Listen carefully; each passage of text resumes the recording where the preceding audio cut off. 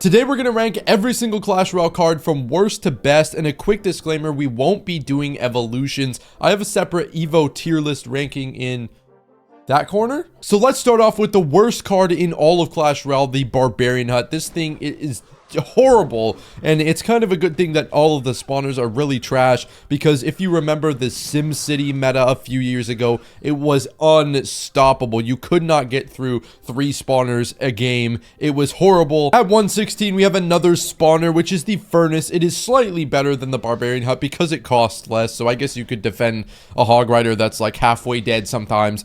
Overall, terrible card, don't use it. At 115, we have the Healer. She is terrible, and all the cards at the bottom of this list share similar traits in being they never get value or almost never get value. The Battle Healer is one of those cards. At 114, Golden Knight. This thing never gets value. It is really bad. Remains at the bottom of the list because it is one of the worst champions in the game. Literally, the Knight is better than this thing. The Valk is so good right now. The Goblin Sign is its own mini tank. There are so many mini tanks right now, and the Golden Knight doesn't have the health or damage to make up for like the guy he would be kicking out of his spot. At 113, we have the Goblin Hut, which is a little better than the Furnace and the Barbarian Hut. I'd say it's better than the Golden Knight, which is kind of funny. The Spear Goblins get value sometimes. Overall, they're a good card. Goblin Hut can be annoying because it's the best spawner for chip damage. Other than that, the card is useless. Next up is the Mirror. The Mirror is really difficult to get value with, and the Mirror really just clogs up your deck and takes up a spot you could use for a more useful spell like arrows, fireball, or log. At 111, we have the Clone. It's another card where it can maybe get value against the opponent that doesn't have a single splash card or spell in their deck, but overall it is so easy to take out the clones that it's really just like throwing 3 elixir in the trash can. Speaking of throwing 3 elixir in the trash can, have you ever played a Skarmy that got value? Or if you have, is it like 1 out of 100 of them? It's not worth it. The guards, the Goblin Gang, other swarm troops are so much better, and you're almost never going to get value with the Skarmy. 3 Musketeers, they get spelled to death instantly, and your elixir investment is gone. Now your opponent has a big counter push, you're screwed. At 108, the Void. Now this card was the best spell in Clash Royale history, and then they realized maybe it wasn't a good idea to add this card to the game, and now it's at the bottom of the list because it's useless. It doesn't even kill a baby dragon, and for good reason. The spell should never have existed in the first place. What do you know? Another card added to Clash Royale that was a complete miserable flop, like the last 2, 3, 4, 5, 6, 7, 8, 9. When is the last normal card they added? This card definitely needs a buff, but I would love to see it just rot because it is another terrible idea made by the Clash Royale developers, and they definitely need to go back to the drawing board. At 106, we have the Wizard. The problem with the Wizard is he dies too easily. For 5 elixir, you need to have something that's thick. The Executioner, for example. The Wizard is too easy to kill and doesn't give you enough return on your investment compared to other ranged units. This evolution kind of solves that issue of him being too easy to kill, and that's why the Wizard got a little bit better and more used in the meta, but the base Wizard is still really bad. At 105, we have the Barbarians. This is a similar card to the Wizard in the sense that it doesn't get enough value for what it costs, so you don't get a good return on investment. For a lot of what barbs do, you could get done with a better card, like for example, maybe a building, or maybe guards, Goblin Gang. The barbs die too easily as well, are super easy to counter, and get no value on offense unless your opponent is at like 0 elixir, and you somehow magically go barbs at the bridge and then like log them out of their Bulgarian Wi-Fi. The Elite Barbarians, one better than the normal Barbarians because they're a little bit more scary on offense. Problem is, on defense for 6 elixir, oftentimes you can get a way more solid and consistent defense. The Suspicious Bush is awful, a terrible win condition. It's never going to get to the tower against the opponent that's not blind. Honestly, Clash Royale really just needs to tone down on the new cards. If they're going to keep coming up with horrible ideas, then maybe they should just be kept in the vault, because they're either going to be the most broken thing of all time and get nerfed to the ground, or just be the worst thing of all time and never see the light of day. Next up, we have the Elixir Collector. Now, they reworked the Collector a while back so that it stays alive longer and produces slower, and you're never gonna go, oh, I'm gonna fall asleep before I get any value out of this thing. Heal Spirit. It's actually really annoying in this one Goblin Giant E-Barbs deck. Outside of that, it's completely useless. But hey, it's in one deck, and it's pretty freaky when it does something. I also have a picture of Heel Spirit in a bikini. The unevolved Goblin Cage. Now, I'm a big fan personally of the Diddy Cage, but the Goblin Cage, like standard, is just not worth it when you could use a cannon or just a troop. Like, it's trying to merge a troop and a building in the same thing, where you'd rather have the DPS from the building in some cases, and you'd rather have a separate troop in other cases. Next up is the Sparky. The Sparky has seen better days, and the Sparky just gets spelled, gets distracted, gets, I don't know, it's so easy to distract with a cycle deck, with anything. I guess maybe if you're down 1 billion elixir, it'll be hard to deal with the Sparky, but the Sparky is just so easy to deal with. It's not a threat. It really isn't. Next up is Zappies. Now, this card's interesting because they get value sometimes. I mean, they're in one deck. It's just such an awkward card. Like, Zappies are good in, like, a triple draft pick or maybe mega draft sometimes. You have to place them really correctly so they stun like in the footage. If you don't place them correctly, they just all stun at the same time. It's a card that's really easy to wipe out with so many swarm cards, with Fireball, they're just really easy to deal with. I mean, everybody faces Firecracker every game, so Zappies really just die too quickly. The Executioner is a little bit better than the Wizard because he's harder to kill, but honestly just really lacks in the DPS department. It gets no offensive value and is really expensive. 5 elixir is a lot. You could often get much more value from things like E-Wizards, Musks, whatever it be, Firecrackers. Minion Horde! I would love to see a Minion Horde Evo. I think this card is just outdated because just arrows, poof. Also, it doesn't help the arrows are the best card in the game. So, next up we have Rocket. Now, Rocket is really meta dependent, and right now Rocket is pretty much useless. You'll see it in Classic Bait, and that's kind of it. I mean, Hog XC too, but that's like a really obscure deck. Rocket's just not that good. Like, you'd rather have Log or Arrows or any other spell in the game because you don't normally get good Rocket value. The Archers. Now, the problem with the Archers is they're kind of similar to the Minion Horde. They just die too easily. They die too easily, and they are outclassed by so many different ranged cards. It's not funny. Why would I use the Archers when I could use a Firecracker? Like, literally, they're the same elixir. They both die to arrows. Next up is the Electro Dragon. Now, the evolution is one of the best evolutions of all time, but the normal base E-Drag is horrible, and it has been for a while. Now, you'll see it in a few decks like Golem and Lumberloon, kind of just because what other option do you have to put in the deck? With Tornado, the card gets more viable, but it's really easy to kill. And without the evolution, the card's kind of just mid. Like, I'd probably rather just use a Baby Dragon, which got a huge buff, or an Inferno Dragon. It sees use in some cases. Not really worth using most of the time unless you're using the evolution. Goblin Machine! This card is stupid. It's just, that's the word for it. The card is stupid. The card idea is stupid. What the card does is stupid. Just adding this thing to the game was a terrible idea. But it did jump up a few ranks because they gave it a buff that makes it do more melee damage. So, yeah, I guess.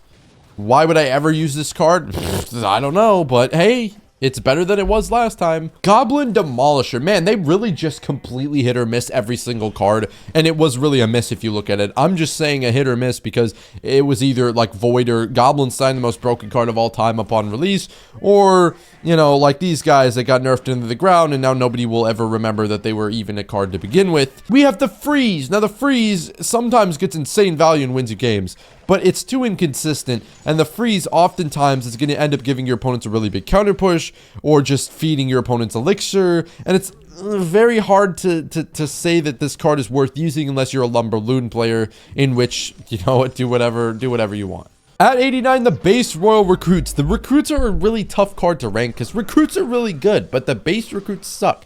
If you want to use Evo Recruits, you're going to have a much nicer time even after the balance changes. And Recruits need a very specific deck built around them, just complete split lane pressure to make them worth it. And honestly, just Recruits by themselves, pretty lame card, but they're not terrible. They're just almost terrible. So we've got the Witch. Now, the Witch suffers the same fate as the clunky 5 elixir cards like Executioner and Wizard, except she got pretty decently better after the balance changes, which made her splash radius go up. So the Witch, I don't know, she doesn't do enough damage, really. That's kind of the biggest drawback. But now her splash is a little bit better, so you might be able to use her more as a swarm card now. The problem is 5 elixir is just... 5 elixir is very heavy for a range card. At 87, the Mother Witch. Now, the Mother Witch, I miss the Mother Witch, honestly. I don't miss when she was unkillable, but I miss when it was a more viable option. Now, with Goblinstein being that support troop role, you really don't get that much value out of the Mother Witch because you could probably just use a different card. And that's most of this bottom, like, from 80 below. It's just other cards are just getting more value every time. Next up is the Ice Golem. Ice Golem's really hard to use properly, and we have a Goblinstein that is a better Ice Golem. And although, yes, he's way more expensive, the Ice Golem, or the Goblinstein does way more. So Ice Golem's just, there's no point, man. If you want to use the Ice Golem that bad, just use the Goblinstein and pretend it's an Ice Golem. But to be real, like, you'd either rather have a mini tank, like the Knight or the Valk, or the Goblinstein. There's no room for the Ice Golem in this meta, except for a very few cycle decks like 2.6 and 2.9 Balloon Cycle. At 85, we have the Giant Skeleton. This card is mid. I mean, he gets value. He gets value occasionally. And he's a decent tank. And he does decent damage. But again, 6 Elixir is so clunky. If you're not getting a win condition for 6 Elixir, it's just not really worth it. You'd oftentimes just get the same value out of maybe using things like a Firecracker and a Knight, or a Bomber and a Valk, or just a Valk. Or like the Giant Skeleton, it's just not much of an offensive threat. Like, it's too easy to kill for being 6 Elixir. Fire Spirit's another interesting one, because Fire Spirit, it gets some cool stuff sometimes. Used to be able to kill an entire Goblin Barrel with just one Fire Spirit. So it's kind of, I remember when it was super broken, but now it's just, the Ice Spirit's just better. Just use the Ice Spirit. That's what drops the Fire Spirit so low, is just the Ice Spirit, and even the E Spirit are just pretty much better. Next up is the Golem. Now, the Golem is really bad right now because the Goblinstein and all the cycle decks in the meta just instantly defend Golem for free. Goblinstein destroys every single support troop behind the Golem, making Golem pretty much unplayable. If you're really good, it's playable, but Golem and Giant both get the short end of the stick. They're really hard to use right now. Very similar to this is the Giant. The problem is Beatdown is good if you're Lava or Goblin Giant. And we'll get more into that later, but Giant is just... Why would I use the Giant when I can use the Goblin Giant Evo, which is just always going to be better right now? The Giant is just not worth it. Same problem as the Golem, except a little bit better because it's cheaper. At 81, the Expo. Now, the Expo problem is it's so hard to break through the Goblinstein meta. The Goblinstein nerf didn't do anything. He's still so broken. The problem with Expo, like, you'll have good Expo matchups, you know, and you'll be able to see good Expo players climbing on ladder, but it is difficult, man. You're not going to be able to pick up Expo and have success with it without extensive practice in this meta. Making Expo, it's a little bit better than Beatdown decks just because it has really good matchups, but in some cases it's really difficult to pick up Expo, especially in mid ladder, I'd say. Number 80, the Monk. Now, the Monk is interesting because the Monk, yes, gets value sometimes in pretty niche spots, but the thing with the Monk, he's rated higher because he gets niche value more often than some of the other cards we covered. At the same time, 5 Elixir with an expensive ability, making it up to 6 Elixir, is just not convenient, and you'd rather just have a mini tank and another damage dealer.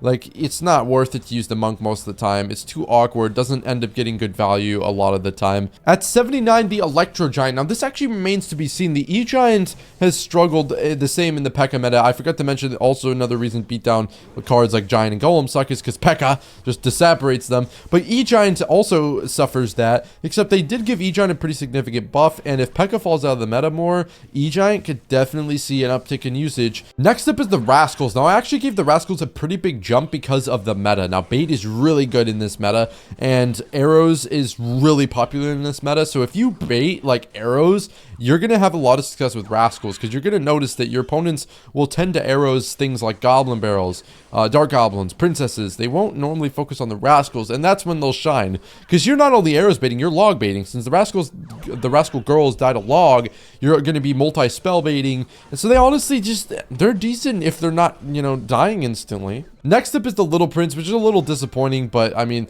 they gave this card 7 nerfs because they released it. It was the most broken thing of all time. Every card they release is either horrible or the most broken thing of all time. 6 nerfs later, the card is pretty much in the dirt. Nobody uses this. Next up is the Barbarian Barrel. Now, the problem with the Bar Barrel, the log is just better. This is the poor man's Bar Barrel.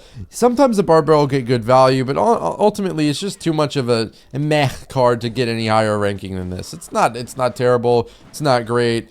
It's just a Barbarian Barrel. Next up is E-Golem. Now, E-Golem is climbing up the ranks. The problem with E-Golem is it's either got 100 O's or 0 hundreds. You either stomp your opponent or lose instantly. There's not really much in between, and the E-Golem has gone up in the ranking because there's more better matchups. I mean, I personally don't like playing Casino Simulator inside of Clash Royale, but if you want to, you can go ahead and do it. Next up is Tesla. The problem with Tesla is the cannon is usually just straight up better for cheaper, does more damage. Tesla doesn't get as much value, and you really can't undersell or oversell, I guess, the benefit that like having a cheaper card in your deck does. At 73 is the Goblin Curse. I actually jumped this card up a lot from what it was in the last rankings, because Goblin Curse is way better in a bait meta where you can kind of like curse Goblin gangs or bats and stuff on tower and just win games. Goblin Curse Rage is actually a more popular combo now. It's off meta. It's definitely not like in the meta, but like you can get like interactions with it, and it's honestly not that terrible.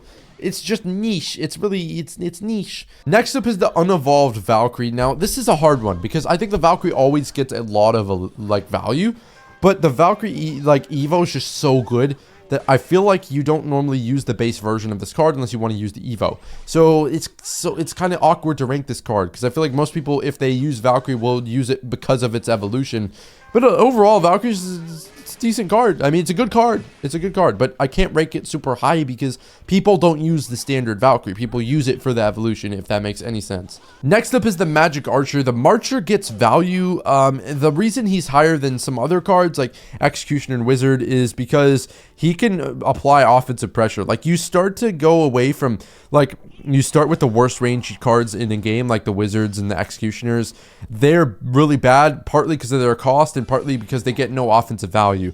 The Marcher gets really good offensive value, especially paired with Tornado, and it's really pesky. It's like an interesting version of getting Firecracker Chip on the tower. It's a little bit more difficult. But bowling, the bowler is fun. It gets value decently well, and the bowler is oftentimes really annoying and tricky to deal with. But the problem is bowler's pretty expensive to try and fit in your deck for a role that not many cards have. It's kind of a weird support troop role that kind of like hybrids with the mini tank, but oftentimes you need a mini tank to be cheaper. So the bowler's just in an awkward spot. It's solid and it can often get good value, but it's a really awkward card. That's just the best way to describe it. At 69, the Snowball. This was not done on purpose. So the problem with the Snowball, it's not a bad card, but I'd rather have a different spell. Maybe it's the meta. Maybe I'd just rather have a better spell for the meta, but the Snowball is like, it's decent. It just doesn't do enough that I would rather have the Log or a Zap or Rage. At 68, the E-Wiz. Now the E-Wiz, nothing special. Gets good value a lot of the time. Doesn't get as much value sometimes as well, but the E-Wiz is just, you know, it's a nice utility card. I actually like it a lot. It's kind of towards the middle of the pack. It's decent. You know, you could fit an E-Wiz in a lot of decks too. The Night Witch, I would say the Night Witch is a little better than the E-Wiz because she supports beatdown pushes. The only problem being beatdown decks with Night Witch in them are just dead for Goblinstein right now. So Night Witch is a card that's really a lot stronger than its rank right now, but Goblinstein's just holding it back right now. So Night Witch, you could still definitely use it in Giant Graveyard and Golem and stuff, but you would have to be a little bit careful about the meta or build your deck around countering Goblinstein stuff. Your Night Witch can actually get value. At 66, the Mega Knight. Now the Mega Knight is really kind of just too easy to kill. The problem with the Mega Knight is a lot of people just feed it elixir value and they spend like 5 more elixir than their opponent and then get Mega Knighted and then complain on Reddit about their opponent having APK elixir hacks. Mega Knight is decent. He's easy to counter, easy to mess up against as well though. So you have to, you know, you have to rank these cards interestingly because the Mega Knight can get a lot of the value, but oftentimes is not extremely hard to deal with, so it just falls towards the middle of the pack. Now this is both a mistake and a mistake that I can justify. I didn't realize until too late that the Tombstone was a bit too high in the ranking. I think it should be more around like 75, 80-ish. But the Tombstone is one Evo Goblin or just Goblinstein nerf away from being back in the meta. It's actually really underrated as a building. You can kind of fit it in beatdown decks. You can fit it in things that counter or bridge spam, beatdown. It's really cheap. Graveyard's coming back in the meta. Graveyard's going to use Tombstone. So Tombstone's honestly pretty underrated, but it's still a little bit too high, I would say. So probably knock it down a little bit. But Tombstone's still pretty decent, and it's definitely slept on, especially in the upcoming meta. At 64, we have the standard Zap. Now the Zap is just, it's good. It's better than the Snowball because it's faster than the Snowball. And we do have the evolution. We're not counting the evolution, but it resets eye towers. That's probably the biggest thing that Snowball users are annoyed against, is that Snowball doesn't reset the eye tower. So there's no point to use Snowball over Zap a lot of the time. Zap is just, yeah, it's decent. At 63, we have the Battle Ram. Now, this card's if Bridge Spam's good, the Battle Ram's good. I'm not going to put this as some crazy card. It's insane value, but I mean, it's oftentimes you can really get good value out of the Battle Ram. It's a very good split lane pressure card, good in Bridge Spam, and if Bridge Spam's good, the Battle Ram's good. Next up is the Hunter, and I think the Hunter kind of the balance change it got whenever it was like 2 months ago kind of snuck through the crevices. It no longer does the Fireball Zap. And that's kind of big, especially against lava. So Hunter, I would say, is a lot better right now, but it's just, it's a little bit too niche.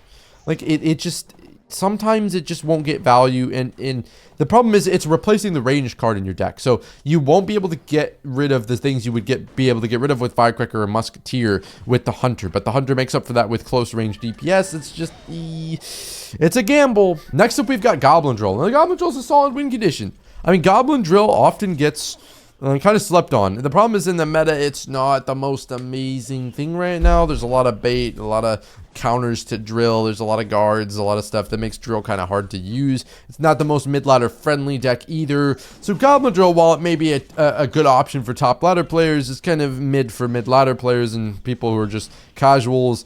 We've got the Musketeer. Now, she's better than the Hunter because she's more consistent than the Hunter. So she's just your standard, maybe the most balanced card in the game. Well, that's a stretch, but the Musketeer is just solid. Solid dead middle of the pack. Solid card. It's a good card. At 59, the Firecracker. Now, the Firecracker, maybe you want it higher. I think it's around here because of the fact that it just dies to arrows. Arrows is super popular right now for good reason because bait and Firecracker are everywhere. You know, if you play Clash Royale, you know the issues with the Firecracker. She often gets so much value, especially the evolution. Problem is she dies to arrows. At 58, the Mini P.E.K.K.A. It's another card that's just solid. I mean, we're starting to get to the range where cards are just good. They're just decent. I think we're still in the decent range. But I mean, Mini P.E.K.K.A. it got another buff. It does a little bit more damage now. You're probably safer still playing a mini tank, but if you want to gamble and play a Mini P.E.K.K.A., it oftentimes does get decent value. So it's not a terrible card. Now, the Dark Prince, I would say, is better than the Mini P.E.K.K.A., and I think I have to clarify that the Valkyrie is, I think, more useful than the Dark Prince, but the Valkyrie Evo is why we're using it. I think Dark Prince is really good on offense. He got a nice little buff. He's good to build pushes with. He's good in beatdown decks. He's good as a standalone mini tank. The card's just pretty good. I mean, I think it's criminally underrated. The Wall Breakers! Now, the Wall Breakers are just, they're just back in the meta. Not exactly what the reason, sure what the reason is for the meta shift, but the Wall Breakers just better right now. Miner's kind of coming back into the meta a little bit, which makes Wall Breakers better, and they're just decent. The Skeleton King. Now, I would say the Skeleton King's in an interesting spot because there's almost no like top ladder deck playing him, but it's deadass just like a solid card. Like the Skeleton King has the thick health that makes it a effective mini tank, as well as the ability to transform into a damage dealer with the skeletons. Now, albeit this is a bit expensive to do, which is why he isn't one of the best mini tanks in the game, but honestly, he's pretty good. He's pretty solid. Next up is the Skeleton Barrel. Now, this card's also criminally underrated. I think if you use this as a secondary win condition, or not even as a win condition, just as a bridge spam card or bait card, the thing's really good. I mean, it's pretty good. And when you have bait cards, and when bait is so good in the meta right now, Skelly Barrel is something you have to respond to, and you usually have to use a swarm counter on it, and then you have to respond to the other 5 swarm counters that your opponent has. So Skelly Barrel is kind of flying under the radar. It's pretty solid. This is a really hard card to rank, the Mortar, because like it's pretty useless if you don't have the Evo, but nobody is running the Mortar without the Evo. Like, it's your win condition. It's like, I don't know, it's difficult. The Mortar is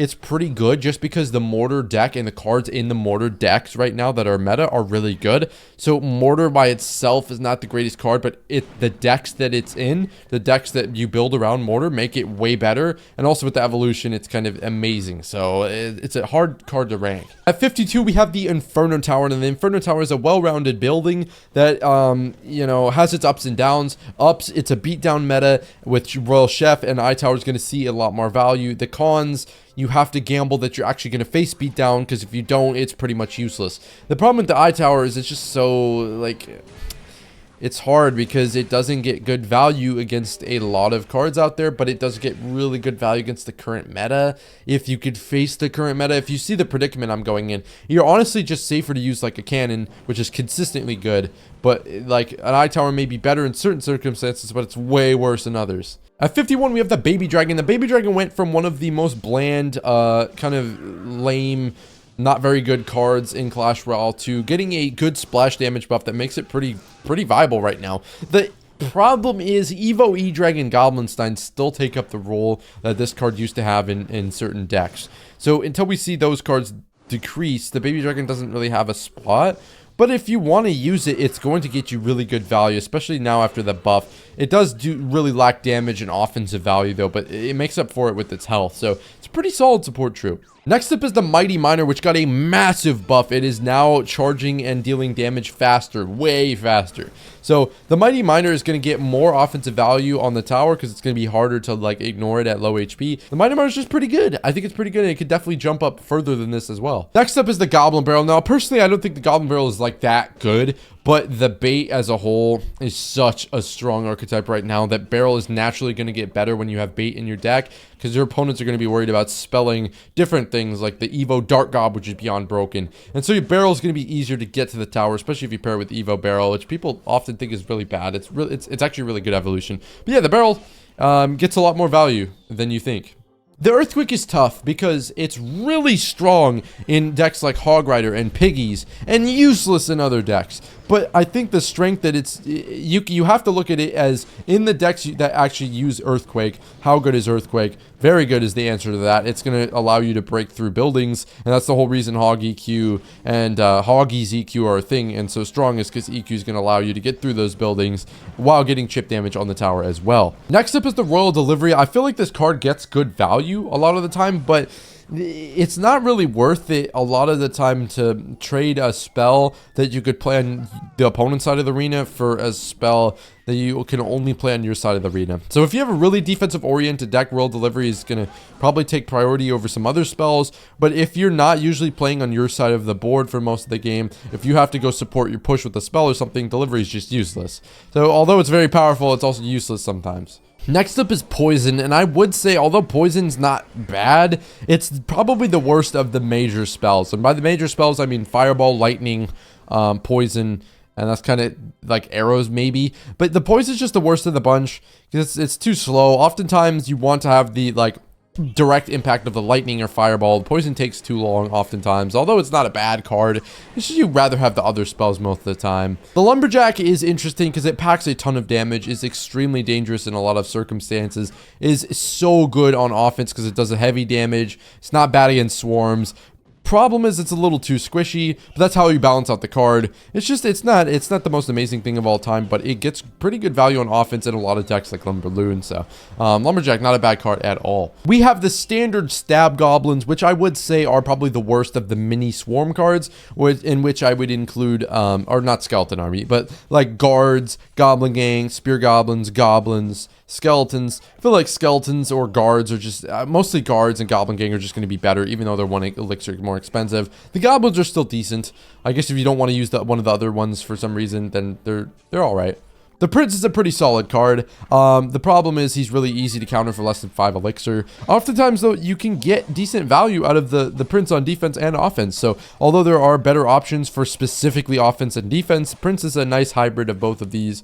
And the charge tile like rework that they got from 3 to 1 to 2, it's balanced out the card a little bit more, so it's still pretty good. Next up is the Bomb Tower. Now the Bomb Tower is pretty solid on defense because the Bomb Tower is specialized at dealing with swarm cards, and we are in a very heavy swarm meta. However, it's a gamble. Again, Cannon is better because against beatdown, a lot of the times with the specific beatdown decks that are in the meta right now, you're going to need the DPS, and the Bomb Tower just straight up doesn't have DPS, but it is still very, very effective, and honestly, it's way better than Tesla, just a little bit worse than Cannon. You kind of just, We'll see the bomb tower get better though as the like need for that DPS goes down a little bit with Goblin Sign getting nerfed. Next up is Lightning. Now Lightning is getting a significant hit to the meta, not because it's got a nerf, but because Goblin Sign and E-Drag got nerfs. So indirectly, the Lightning will become less useful. The Lightning should still be pretty solid, but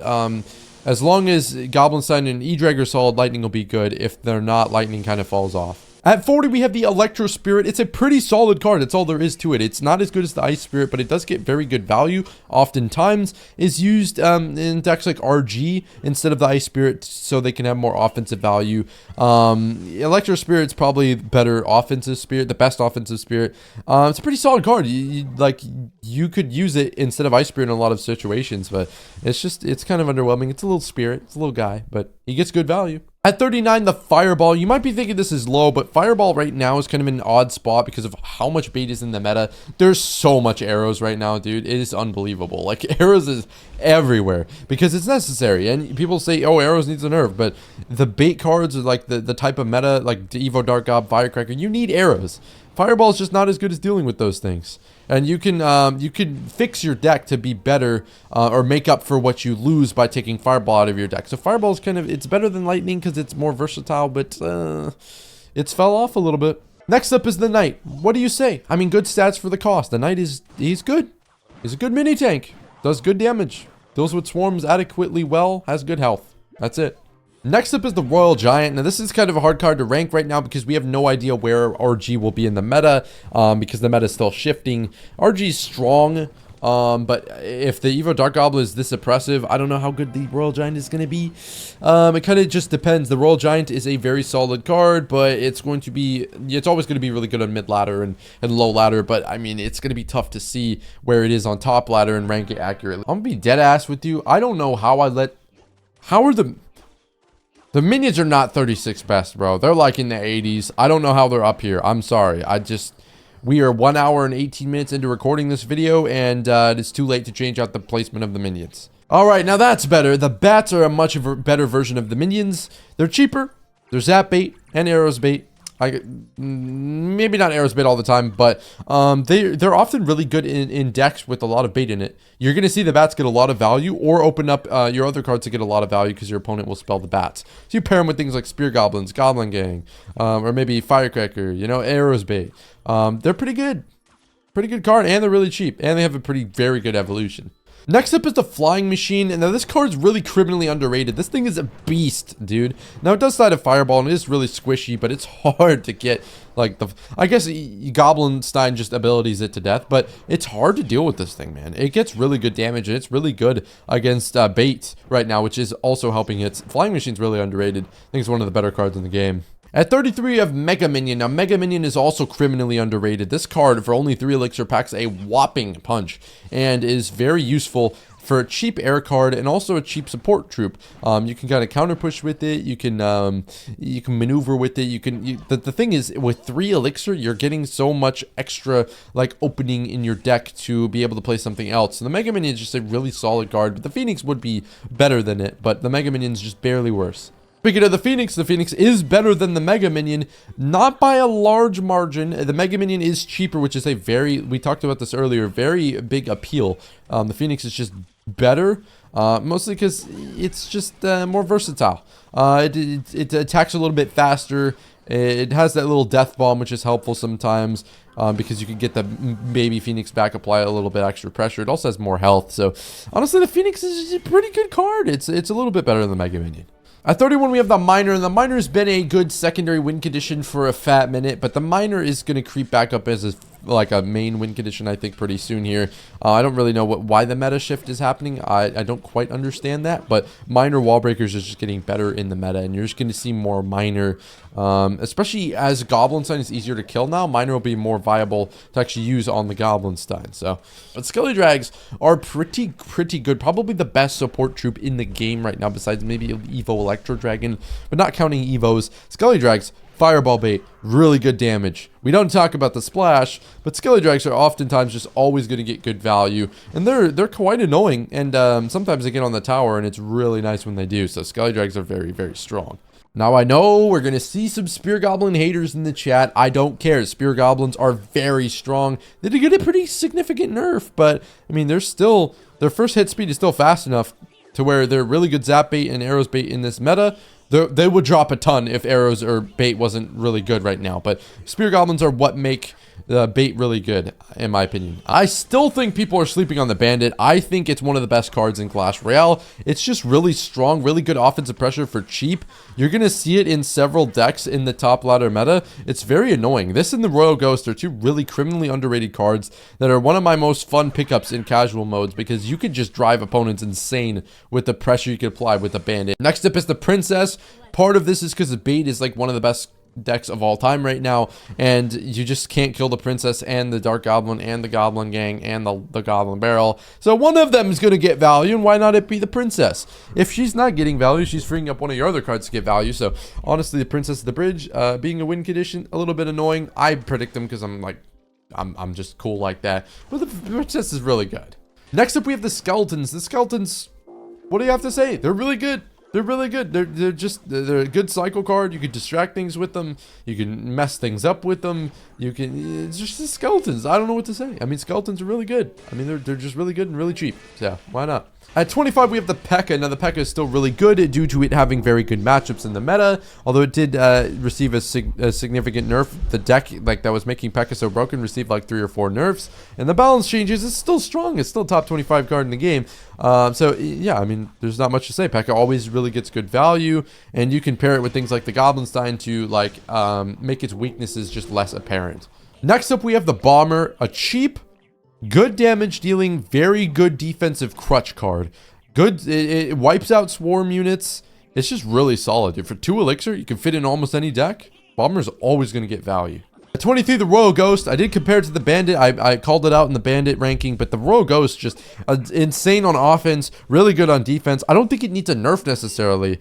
It's just a good card. It's just a good, solid card, man. This thing is good in a lot of decks. It's kind of only seen in Bridge Spam and Royal Giant, but you could fit it into your deck and it'd be very good. The only downside, it's not really that good of a mini tank because it doesn't have the most insane health pool. Next up is the eye drag. I actually think a lot of people are sleeping on the eye drag. This thing is necessary to be able to beat a lot of decks out there. Now, if you're running a cycle deck, obviously you kind of don't have room for the eye drag in your deck.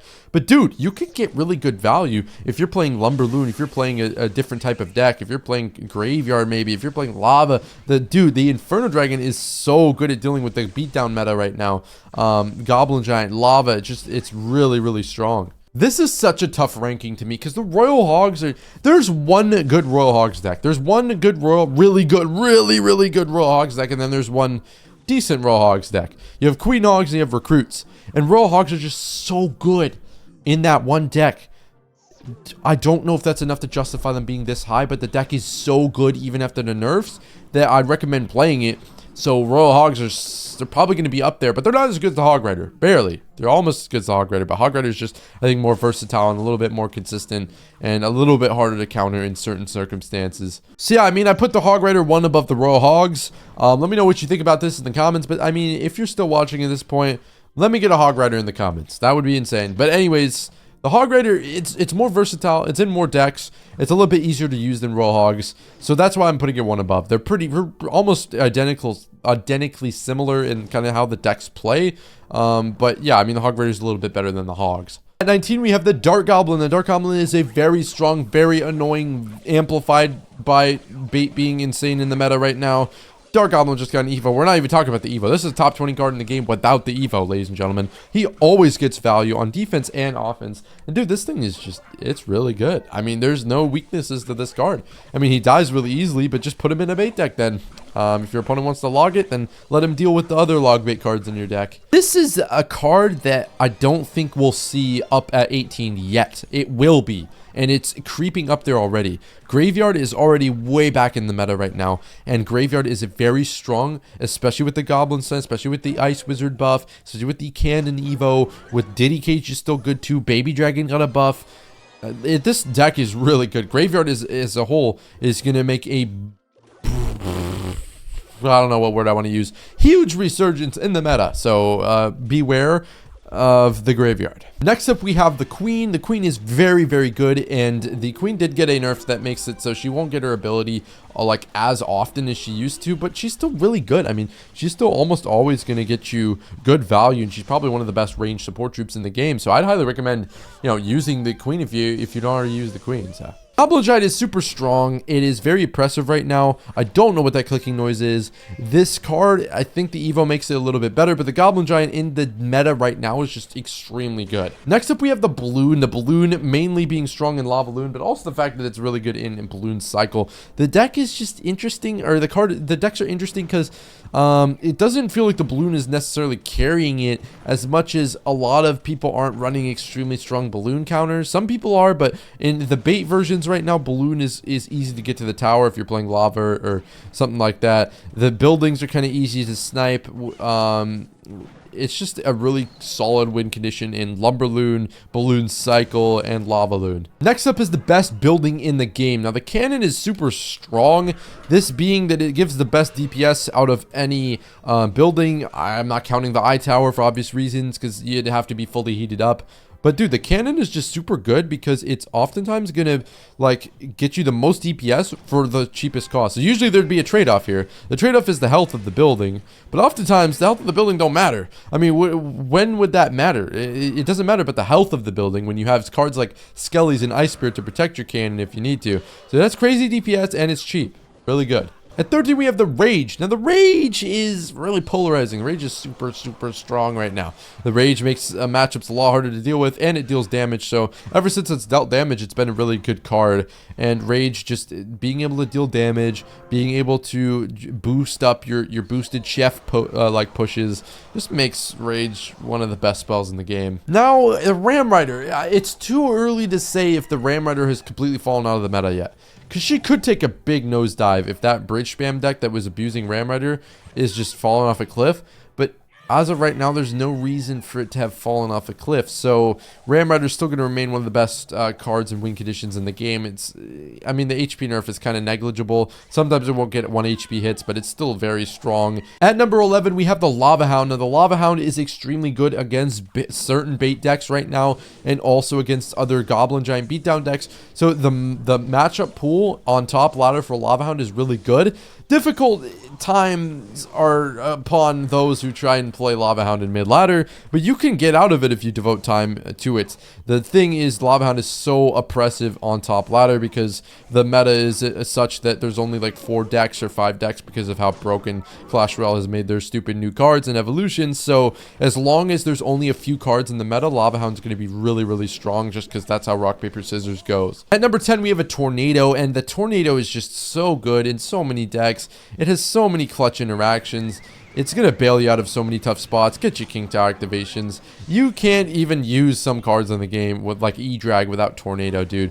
Executioner, E-Giant, there's so many cards that just synergize really well with Tornado.